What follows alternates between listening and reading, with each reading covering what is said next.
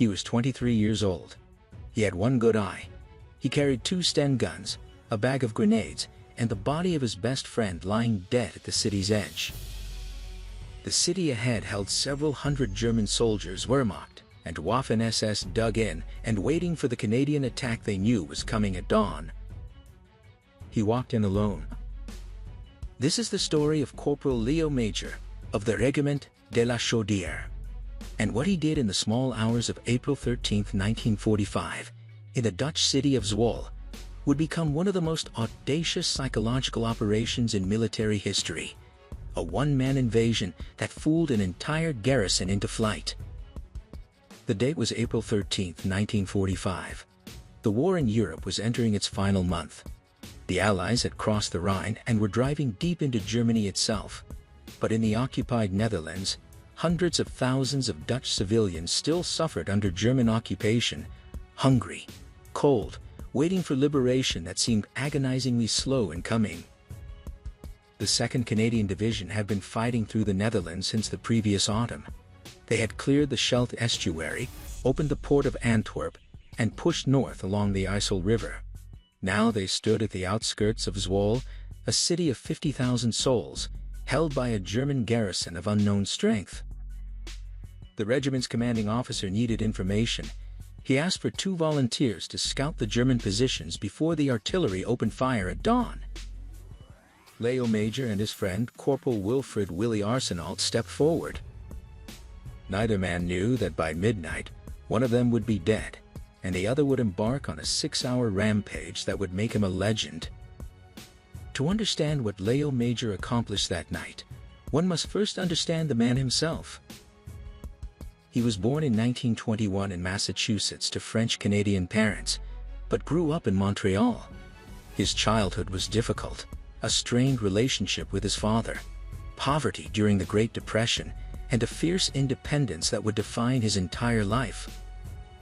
When war broke out, Major enlisted not out of patriotism alone, but to prove himself. At 19, he was small, wiry, and unremarkable in appearance. The army made him a sniper. He landed in Normandy on D-Day with the Regiment de la Chaudière, part of the 3rd Canadian Infantry Division. On his first reconnaissance mission, he captured a German SD KFC 251 half-track alone, along with its communications equipment and secret codebooks. Days later, he encountered an SS patrol. The firefight was vicious. Major killed 4 Germans, but not before one of them detonated a phosphorus grenade. The explosion seared his left eye, destroying 80% of his vision. Medical officers ordered him evacuated to England. Major refused. He argued that a sniper only needed one eye to sight a rifle. He joked that the eye patch made him look like a pirate. His commanders, perhaps sensing they were dealing with a man who could not be stopped, let him stay. From that moment, he wore the patch like a badge of honor. The Germans would come to know him by a different name, the One-Eyed Ghost. During the Battle of the Scheldt in the autumn of 1944, Major was on a lone reconnaissance patrol when he spotted 2 German soldiers walking along a dike. It was raining. It was cold. He was miserable. He later recalled thinking, "I am frozen and wet because of you, so you will pay." He captured the first German. He used him as bait to capture the second. He then captured their commanding officer and forced him to order the surrender of the entire garrison. By the time he marched back to Canadian lines, he had 93 prisoners in tow. He was recommended for the Distinguished Conduct Medal. He declined to attend the ceremony because, he said, General Bernard Montgomery, who would be presenting the awards, was incompetent and in no position to be handing out medals. That was Leo Major, stubborn, irreverent, and utterly fearless. In February 1945, Major was helping a chaplain load bodies from a destroyed Tiger tank onto a Bren carrier when the vehicle struck a land mine. The explosion threw him into the air. He landed on his back hard. When he regained consciousness, doctors delivered the news. His back was broken in 3 places, 4 ribs, both ankles. Again, they told him the war was over. A week later, Major escaped the hospital. He hitched a ride to Nijmegen, where he stayed with a Dutch family for nearly a month, recovering in secret. In March, he walked back into his regiment's encampment and reported for duty. His commanders looked at the man with the eye patch and the barely healed spine. They looked at his service record. They gave him back his rifle and put him on the line. Now in mid-April, the Regiment de la Chaudière stood before Zwolle. The city was the last major German stronghold in the eastern Netherlands. Beyond it lay the IJssel River, and beyond that, the road into Germany itself. The Germans knew its importance. They had fortified the approaches with machine gun nests, mortar positions, and anti-tank guns. The garrison included both regular Wehrmacht and Waffen-SS troops, the latter among the most fanatical fighters in the German arsenal. The Canadian plan was straightforward: scout the city overnight, pinpoint the German defenses, and call in an artillery bombardment at dawn. Then the infantry would advance. But Major and Arsenault had another idea. The evening of April 12th was cool and overcast. Major and Arsenault prepared their gears: Sten submachine guns, grenades, a pistol, and extra magazines. They wore standard combat dress, no camouflage, no special equipment. Just two men, moving into a city held by an enemy they could not see. Their official orders were simple: reconnoiter the German positions and make contact with the Dutch resistance. But as they moved through the gathering darkness, they discussed another possibility. Arsenault spoke first. "What if we try to take the city ourselves?" Major considered it. The artillery barrage would kill Dutch civilians. It would destroy homes and businesses. It would reduce a beautiful old city to rubble. If they could somehow convince the Germans to withdraw or trick them into thinking they were surrounded, they might save Zwolle intact. They agreed they would try. They crossed the Canadian lines at approximately 9:30 p.m. on April 13th. The landscape was flat and open, typical Dutch polder country, crisscrossed with drainage canals and dikes. They moved carefully, using the darkness for cover, stopping frequently to listen. Their first stop was a farmhouse on the outskirts. The Dutch family inside, the Vanguarders, gave them information about German positions, a machine gun post near the railroad tracks, a headquarters in the city center, and most importantly, the location of resistance contacts. Major memorized every detail. He thanked the family and slipped back into the night. They approached the city from the southwest, following a dike that paralleled the railroad tracks. The tracks formed a rough perimeter around Zwolle, a natural defensive line the Germans had fortified with bunkers and firing positions. It was just past midnight. Arsenault led, moving low along the dike. Major followed a few meters behind, his Sten gun cradled in his arms, his one good eye scanning the darkness. They did not see the machine gun nest until it was too late. The German sentry heard something: a boot scraping against stone, the clink of equipment, a whispered word. He fired blind into the darkness. The burst caught Arsenault in the chest. He fell without a sound. Major saw his friend crumple. He saw the muzzle flash from the German position. He heard the shouts of the gun crew, the working of the bolt, the preparation for another burst. Something inside him snapped. He charged. Later, Major would describe the next few seconds as a blur of rage and motion. He ran straight at the machine gun nest, firing his Sten from the hip. He killed the gunner. He killed his assistant. He killed a third German who tried to flee. The rest of the crew jumped into a vehicle and sped away into the night, leaving behind their weapons, their ammunition, and their dead.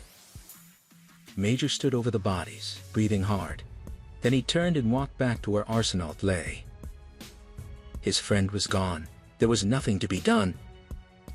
Major gathered Arsenault's Sten gun and ammunition. He collected the German weapons from the machine gun nest. He stuffed his pockets with grenades. He looked toward the city. The tactical decision would have been to return to Canadian lines. He had lost his partner. He had lost the element of surprise. He had no backup, no communication, no support. But Major was not thinking tactically. He was thinking about Willie. He was thinking about the Germans who had killed him.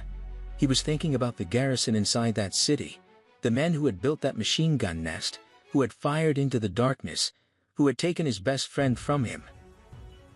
He would make them pay. He entered Zwolle near the Sassenpoort, a medieval gate that had stood for centuries, now serving as a German checkpoint. He moved through the shadows, avoiding patrols, working his way toward the city center. The streets were quiet. Curfew had long since passed. The only sounds were his own footsteps and the distant bark of a dog. Then he saw a German staff car, parked outside a building with lights in the windows. Major approached carefully. The driver sat alone behind the wheel, smoking a cigarette, relaxed and unsuspecting. In one fluid motion, Major yanked open the door, pressed his Sten gun against the man's temple, and whispered in French, "Un bruit et tu es mort." One sound, and you're dead. The driver froze. Major searched him, found his pistol, and gestured toward the building. Inside, quietly. They entered a bar. At a table in the corner, a German officer sat drinking alone. The officer looked up. He saw the one-eyed Canadian with the submachine gun. He saw his driver, pale and shaking. He did not reach for his weapon. Major spoke in French. "Your name?" The officer answered also in French. He was from Alsace, the disputed territory on the Franco-German border, where many spoke both languages. Major saw an opportunity. He told the officer that the city was surrounded. He told him that at 6 a.m. Canadian artillery would open fire hundreds of guns, leveling Zwolle block by block. He told him that thousands of Canadian infantry were waiting to attack.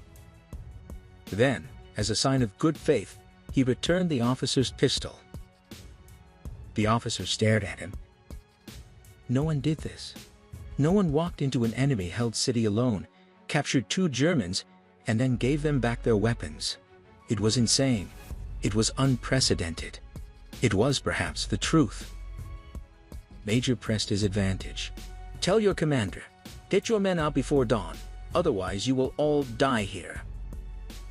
He turned and walked out of the bar, leaving the officer and driver sitting in stunned silence.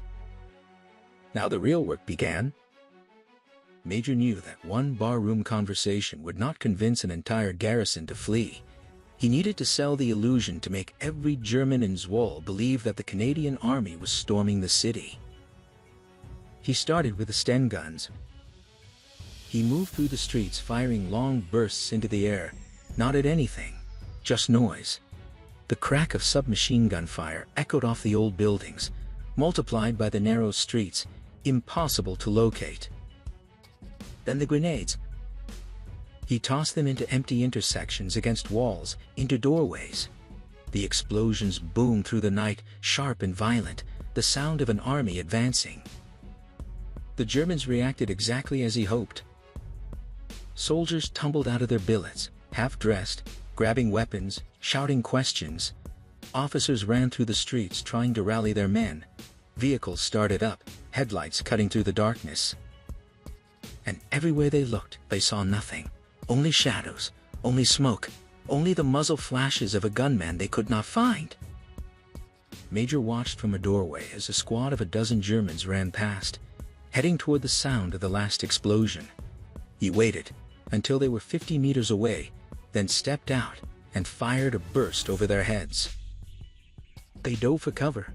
He vanished into an alley. The pattern repeated throughout the night. Major would fire his Sten, throw grenades, then move to a new location. He circled the city, hitting different neighborhoods, different sectors, different streets. The Germans never knew where he would appear next. About 10 times during the night he encountered groups of German soldiers, 8, 10, sometimes more, who were so confused and terrified that they surrendered on the spot. Major would disarm them, march them to the edge of the city, and hand them over to the forward Canadian outposts. Then he would turn around and go back for more.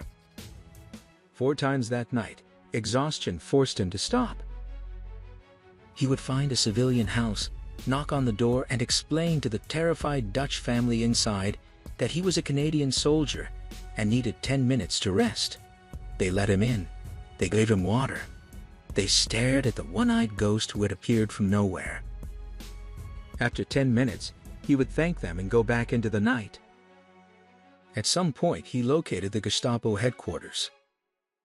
The building was a symbol of occupation, torture, interrogation, disappearance. Major didn't hesitate. He kicked in the door, sprayed the interior with Sten fire, and set the place ablaze. Flames leaped into the night sky, visible across the city. The fire added to the chaos, to the illusion, to the terror of the German garrison. Then he found the SS headquarters. 8 high-ranking officers were inside the core of the fanatical resistance, the men who would never surrender, who would fight to the last bullet. Major burst through the door firing. The firefight was brief and brutal. 4 SS officers died in the first seconds. The other 4 fled into the night. As Major stood over the bodies, he noticed something chilling. 2 of the dead SS men were wearing Dutch resistance armbands. They had infiltrated the underground. The Nazis had been planning to wipe out the resistance from within. Major had stumbled onto their meeting and destroyed it. By 4:30 a.m. the city was silent. Major moved through the streets cautiously, waiting for the next attack, the next patrol, the next firefight. None came. He encountered 4 members of the Dutch resistance, emerging from their hiding places, testing the silence. Major approached them. "The city is free," he said. "The Germans are gone." They stared at him in disbelief. One man, one Canadian had done this? Major walked to the Yssel River, the western boundary of Zwolle. Across the water, he could see movement vehicles, troops, the remnants of the garrison in full retreat. They had crossed during the night, fleeing the phantom army that had attacked from every direction at once. The city was liberated. Not a single Canadian soldier had entered Zwolle except Leo Major. Not a single artillery shell had fallen. Not a single Dutch civilian had died in the bombardment that never came. He walked back through the city as dawn broke. Dutch families emerged from their homes, hesitant, uncertain. They saw the Canadian uniform. They saw the eye patch. They saw the Sten guns and the grenades. And they understood. The occupation was over. After 5 years, Zwolle was free. But Major had one more task. He walked to the outskirts, to the dike where Willie Arsenault had fallen. He lifted his friend's body and carried him to the Van Gurner farm, where the family had helped them hours earlier. He laid Willie down gently. He would wait there until reinforcements arrived to take his friend away. By 9 a.m., Major walked back into the Canadian lines. His uniform was torn. His face was streaked with soot and sweat. He carried 2 Stens, a bag of empty grenade pouches, and the weight of his friend's death. The officers gathered around. They had heard the explosions all night. They had seen the German prisoners staggering in, disarmed and terrified. They had watched the flames from the Gestapo headquarters lighting the sky. "What happened?" they asked. Major told them. The official report was almost impossible to believe. One man armed with 2 submachine guns and a bag of grenades had single-handedly convinced an entire German garrison to flee. Estimates of the garrison's strength vary. Some sources say several hundred, others claim more than 1,000. What is certain is that they outnumbered him by a factor of at least 50 to 1. He had killed or captured dozens. He had destroyed the Gestapo headquarters. He had uncovered an SS infiltration of the resistance, and he had done it all while grieving the death of his best friend. For his actions at Zwolle, Leo Major was awarded the Distinguished Conduct Medal, the second highest award for bravery in the British Commonwealth, second only to the Victoria Cross. But the story does not end there. When the Korean War broke out in 1950, Major volunteered again. He served with the 2nd Battalion, Royal 22E Regiment, the famous Van Doos. In November 1951, he led 18 scouts in a midnight assault on Hill 355, a strategic position held by 2 Chinese divisions. Despite being outnumbered nearly 1,000 to 1, his men seized the hill and held it for 3 days against repeated counterattacks. For this action, he received a bar to his Distinguished Conduct Medal, making him the only Canadian soldier in history to be awarded the DCM twice, and the only Allied soldier to receive it in 2 different wars. Leo Major never spoke of Zwolle to his family. His son was 9 years old when a Dutch official arrived at their Montreal home 30 years after the war to thank the man who had liberated his city. Only then did his family learn what he had done. When his wife asked why he never mentioned it, Major shrugged. "I didn't think anyone would believe me." The city of Zwolle never forgot. In 2005, on the 60th anniversary of liberation, they made Leo Major an honorary citizen. A street bears his name, Leo Major Lawn. His story is taught in local schools. Children grow up knowing that freedom came not from an army, but from one man who refused to quit. In 2020, Canada Post issued a stamp in his honor, marking the 75th anniversary of Victory in Europe Day. The stamp calls him the One-Eyed Ghost. He died on October 12, 2008, at the age of 87. On a spring night in 1945, a 23-year-old Canadian with one good eye walked into a Dutch city held by hundreds of German soldiers. He carried 2 Sten guns, a bag of grenades, and the memory of his dead friend. 6 hours later, the Germans were gone. No artillery, no infantry, no reinforcements, just one man moving through the darkness, firing into the air, throwing grenades into empty streets, and convincing an entire garrison that they faced an army. They called him the One-Eyed Ghost. His name was Leo Major. This was just one of countless untold stories from the Second World War.